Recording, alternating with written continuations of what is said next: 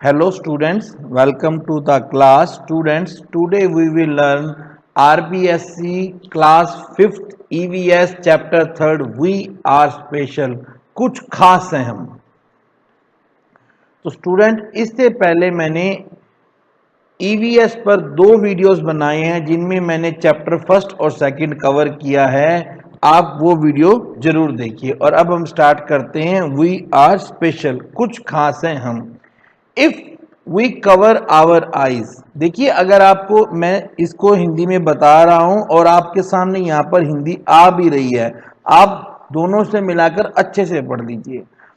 If we cover our eyes and ask you to read, अगर हम आपकी आंखें बंद कर दे और आपको कहें कि आप पढ़ो, then would you be able to read, तो क्या आप अपनी किताब पढ़ पाओगे? Your answer will be no, नहीं हम नहीं पढ़ाएंगे। However, there are many people in the world who can't see. दुनिया में ऐसे बहुत सारे लोग हैं जो देख नहीं सकते हैं, but they can read, पर वो पढ़ सकते हैं। Helen Keller was one such person who could not see, but she was a very famous writer. Helen Keller भी ऐसी ही एक महिला थी जो देख नहीं सकती थी, पर वो एक बहुत ही फेमस राइटर थी। तो आपको पता ही है बच्चों, जो भी इसमें आपके पॉइंट्स फॉर डिस्कशन होते हैं उनको हम एक सेपरेट वीडियो में डिस्कस करते हैं। यहां पर आपको points for discussion, things to do, points for discussion, ये जो चीजें हैं ये हम नेक्स्ट वीडियो में डिस्कस करेंगे। अगर हम इसी वीडियो में डिस्कस करते हैं तो वीडियो बहुत लेंथी बन जाता है। आज आप ओनली चैप्टर को रीड कीजिए, नेक्स्ट वीडियो में हम इसके पॉइंट्स फॉर डिस्कशन को डिस्कस करेंगे। You must have identify things by touching, हम चीज़ों को, जब हमारी आंखों पर पट्टी बंदी होती है तब हम चीज़ों को कैसे आइडेंटिफाई करते हैं, कैसे पहचानते हैं? हम उन चीज़ों को टच कर छू कर पहचानते हैं। Similarly those people who can't see recognise the letters by touching them, जो लोग देख नहीं सकते हैं वो शब्दों को कैसे पहचानते हैं? वो उन्हें छूकर पहचानते हैं। With the help of a special script known as the Braille script, वो एक स्पेशल तरीके से लिखते, उनके लिए एक स्पेशल तरीके से लिखा जाता है जिसे ब्रेल स्क्रिप्ट कहा जाता है।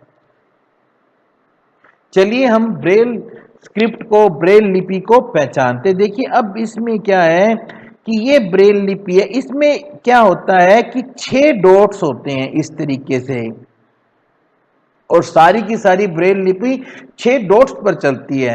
जब उन्होंने ए को लिखना होता है तो वो ए का डॉट डार्क कर देते हैं, जब उन्होंने बी को लिखना है तो वो बी का डॉट डार्क कर देते हैं। ऐसे ये वाला डॉट सी का बन जाता है। देखिए ये देखिए इधर, जैसे ए के ऊपर ये डॉट डार्क हो गया, बी पर ये 2 डॉट डार्क हो गए, सी पर ये 2 डॉट डार्क हो गए, डी पर ये डॉट डार्क हो गए। तो जो ब्रेल लिपि पढ़ते हैं वो इस चीज को समझ जाते हैं और उसके अकॉर्डिंगली वो पढ़ लेते हैं।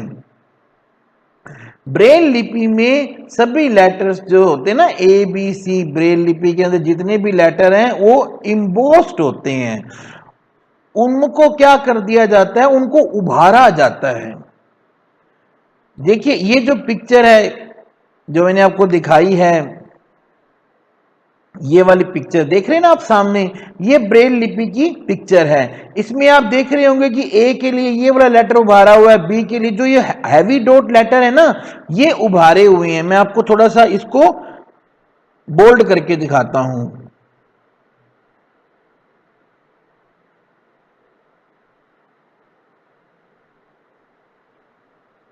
ये देखिए, अब आप देख रहे हैं ना, तो ए का जो लेटर है ना वो उभारा हुआ है। ऐसे ही बी का लेटर उभारा हुआ है, सी के 2 लेटर उभारे हुए हैं, डी के 3 लेटर उभारे हुए हैं। तो ये जो पैटर्न है इसे हम कहते हैं ब्रेल लिपि। और इसमें क्या होता है कि सभी लेटर्स जो हैं वो ये 6 डॉट्स हैं। हर देखिए ए बी सी डी सबकी 6 ही डॉट्स हैं। इन 6 डॉट्स का यूज करके सभी लेटर्स को पूरा किया जाता है, सभी लेटर्स को इसमें बनाया जाता है। इसमें क्या किया जाता है कि एक मोटे कागज की शीट ले लेते हैं, जिसे एक लकड़ी की स्लेट पर रख देते हैं, वुडन स्लैब पर रख देते हैं। एक special scale is there on the paper. ये देखिए ये वो एक स्पेशल स्केल है जिसके अंदर पेपर पर है on which there are groups of 6 dot each in a row, और हर इसके अंदर 6 डॉट हैं, जो ये आप देख रहे हैं ना, ये 6 डॉट है उसके अंदर। और on that paper we write the letter by making a hole according with the help of a pointed pen which is known as stylus. जब इसमें ये जो डॉट्स हैं, इन डॉट्स में हम कैसे लिखेंगे, ये एक स्पेशल पेन है जिसके अंदर एक आगे से एक क्या सुई लगी हुई है, उस सुई से टक टक करके डॉट्स बनाकर बनाते हैं। जैसे for example if we want to write a letter A then a hole is made with pointed pen on the first dot. अगर आपको ए लिखना है तो यहाँ पे वो डॉट लगा देते हैं, आपको बी लिखना है तो वो आपको मैंने बताया वैसे लगा देते हैं। हम ये लिख के भी देखेंगे। After this the paper is turned over. अब ऐसा लिखने के बाद पेपर को उल्टा कर देते हैं। And holes made can be felt as raise dot on the back side. और फिर जब हम होल्स जो होते हैं उनको हम महसूस कर सकते हैं, क्योंकि अब ये क्या है, वो रेज हो चुके होते, उभर चुके होते। जैसे आप कॉपी में पेन मारते हो तो साइड में वो उभरा हुआ लिखते हैं ना, जब अपने दबा दबा के लिखते हो तो उभरा हुआ लिखता है, बस सेम वही चीज होती है। By touching them whatever is written on that paper can be read. जब हम उसे टच करते हैं तो जो कुछ लिखा होता है हम उसे रीड कर सकते हैं। Things to do. अब इसमें आपको क्या करना है कि मैंने यहां पर बुक में इंडिया लिखा हुआ है, ये आप देख रहे हैं ना, बुक में इंडिया लिखा हुआ है, और आपको इसी तरीके से अपना नाम इसमें लिखना है। जैसे मैं आपको मान लीजिए मेरा नाम है राज, ओके, मैं आपको इसमें राज कैसे लिखेंगे मैं आपको ये लिखकर दिखाता हूं। सबसे पहले मुझे ब्रेल लिपि लेनी है, ये सामने मेरे ब्रेल लिपि आ गई है। तो अब हमारे को राज की डॉट लगानी है। राज की डॉट देखिए ऐसे पहले आपको एक लाइन लगानी है, ओके। इस लाइन के बाद आर की डॉट आ गई 1 2 3 एंड 4। नेक्स्ट हमारी ए की डॉट है, तो ए की डॉट हमारी ऐसे लगेंगी। एंड नेक्स्ट हमारी है जे की डॉट, ओके। तो जे की डॉट के लिए हमें क्या करना है भैया, जे की डॉट आप देख लीजिए जे की डॉट कैसे लगती है।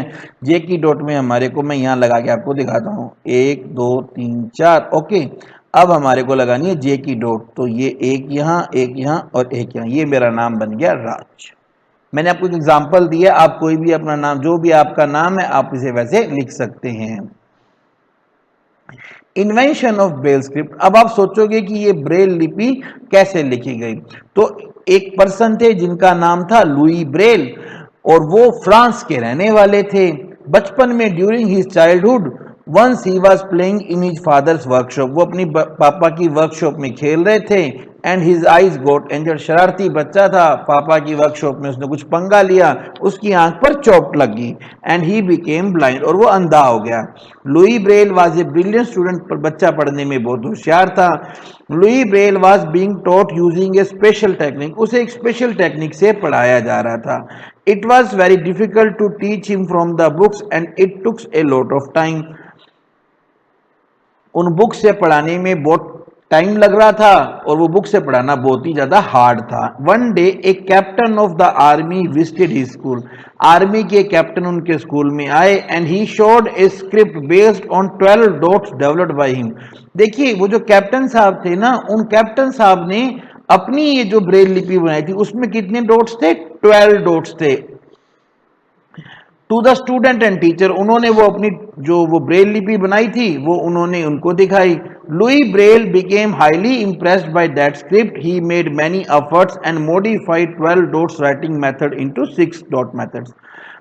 आर्मी वाले साहब की थी 12 डॉट्स की, लुई ब्रेल ने क्या किया, इसको 6 डॉट में कन्वर्ट कर दिया।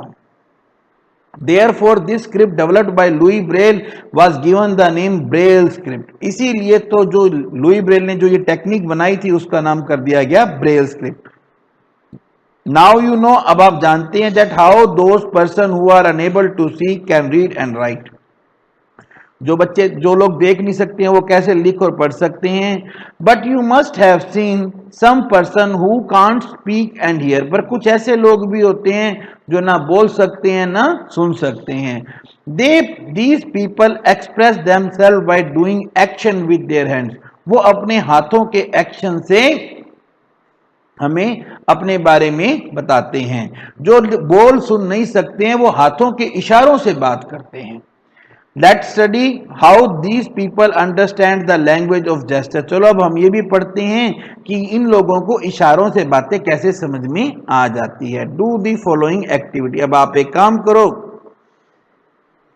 आप क्या करो, आप क्लास को दो ग्रुप्स में डिवाइड कर दो और one of the member of each group will give instruction without speaking. अब एक पर्सन जो है वो पूरे ग्रुप को इंस्ट्रक्शंस देगा बिना बोले हुए, बाय जस्ट यूजिंग जेस्चर्स। वो सिर्फ जेस्चर्स करेगा, जैसे कि स्टैंड अप, अपने हाथ से इशारा करते हैं ना, खड़े हो जाओ, कम हियर, इधर आओ, ओपन योर बुक्स, अपनी बुक्स खोलो। और जो सेकंड ग्रुप के स्टूडेंट्स होंगे वो इंस्ट्रक्शंस को समझेंगे, वो सिर्फ जेस्चर से समझेंगे और उसी के अकॉर्डिंगली काम करेंगे। Now the way you understand the instructions through gestures. जब आप जेस्चर से, इशारों से तो अब आप समझ ही गए हैं। Similarly for those people who can't speak and hear, जो लोग बोल या सुन नहीं सकते हैं, a special type of language known as symbolic language is use. तो उनके लिए एक सिंबॉलिक लैंग्वेज, सिंबॉलिक लैंग्वेज मतलब उनके लिए सिंबल्स का यूज किया जाता है।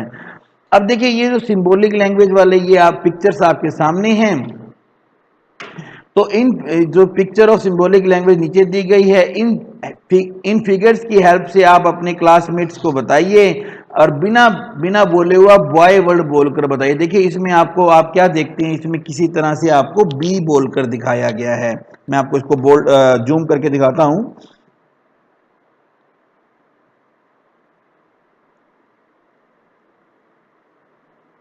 ये देखिए आपको इसमें बी बोलकर दिखाया गया। तो ये जैसे बी सी, अब आपको वाई बोलना था, आपको एक तो बी का जेस्चर बनाना पड़ेगा, आपको ओ का और आपको वाई का जेस्चर बनाना पड़ेगा। अब ये काम बच्चों आपने खुद करना है। आप इसी तरह से इशारे बनाइए और उसके अकॉर्डिंगली आप जेस्चर बनाकर एक दूसरे को बताइए। ओके, अब हम नेक्स्ट चलते हैं। तो अब इसमें आपका है थिंग्स टू डू। अब आप ये भी कीजिए। देखिए मैंने आपको बताया कि जितने भी क्वेश्चन आंसर हैं उनको हम एक सेपरेट वीडियो में डिस्कस करते हैं, क्योंकि अगर मैं इस वीडियो में डिस्कस करता हूं तो फिर मैं आपके ऊपर इस चैप्टर पे कंसंट्रेट नहीं कर पाता हूं। नेक्स्ट हमारा है सेरेबल पैलिसी। सेरेबल पॉलिसी क्या है? क्या आपने कभी सेरेबल पॉलिसी के बारे में सुना है? Have you ever discuss cerebral policy? एक बहुत बीमारी है, it is a type of disease, बीमारी है। इन this disease all the organs of the body, जो भी हमारी बॉडी के ऑर्गन्स है जैसे कि हाथ, पांव, ये सब ठीक होते हैं, but do not work properly, पर ये ढंग से काम नहीं करते हैं। ड्यू टू दिस डिजीज, इस बीमारी के कारण the patient's brain had no control on the organs of the body, यानी कि आदमी का दिमाग जो होता है ना, उसका बॉडी पर कोई कंट्रोल नहीं होता है। Due to which the person can't perform a particular activity, यानी कि वो क्या है ना, वो कोई खास काम नहीं कर पाते। जैसे कि he is unable to lift a book place in front of him, अगर उसके सामने कोई किताब पढ़े तो वो उठा नहीं सकता है। Some specific type of exercise is required in this disease, इस बीमारी का यही इलाज है कि इसमें कुछ एक्सरसाइज करवाई जाती हैं।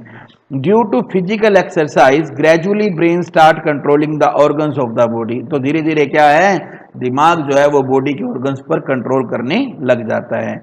Similarly there are some specific exercise to perform the activities like reading and writing, कुछ एक्सरसाइज करवाई जाती है, कुछ खास एक्सरसाइज हैं जिनसे कि वो ऐसे बच्चे जो हैं वो रीडिंग और राइटिंग भी करने लग जाते हैं। By practising the exercise gradually the patient becomes normal, धीरे धीरे ऐसे एक्सरसाइज करते करते बंदा नॉर्मल हो जाता है।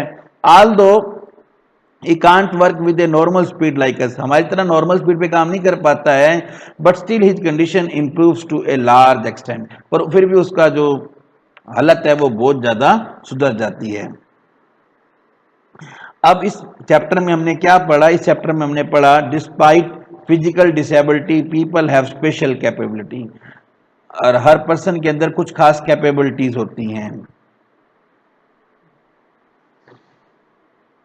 Those person who cannot see, read or write with the help of Braille लिपि, जो लोग देख पढ़ नहीं सकते हैं वो ब्रेल लिपि की हेल्प से पढ़ लेते हैं। Those person who are deaf and dumb communicate with the help of symbolic language, जो देख नहीं सकते हैं वो ब्रेल लिपि की हेल्प से पढ़ते हैं, और जो लोग सुन या बोल नहीं सकते हैं वो लोग सिंबॉलिक लैंग्वेज का यूज कर कर बोलते हैं। देखिए एक बात आप हमेशा याद रखिए, नो पिटी और सिंपैथी, हमें इन लोगों को देखकर ना किसी प्रकार की दया की भावना नहीं लानी है, या कोई सिंपैथी सहानुभूति की भावना नहीं लानी है, बट सेंसिटिविटी, हमारे अंदर एक संवेदनशीलता नहीं चाहिए। हमें समझ में आना चाहिए कि yes this person is different from us, ये हमसे अलग है, ठीक है, और इसलिए इनको स्पेशली एबल्ड पर्सन कहा जाता है। ये स्पेशली एबल्ड पर्सन है, इन्हें आप इनके ऊपर कोई दया मत दिखाइए, इनको आप सेंसिटिविटी से ट्रीट कीजिए। बस यही हमें इस लेसन से समझने की जरूरत है। आई होप स्टूडेंट्स ये छोटा सा वीडियो आपको एग्जाम में हेल्पफुल होगा। नेक्स्ट वीडियो में हम इस चैप्टर के क्वेश्चन आंसर्स को डिस्कस करेंगे। Thank you very much, have a good day.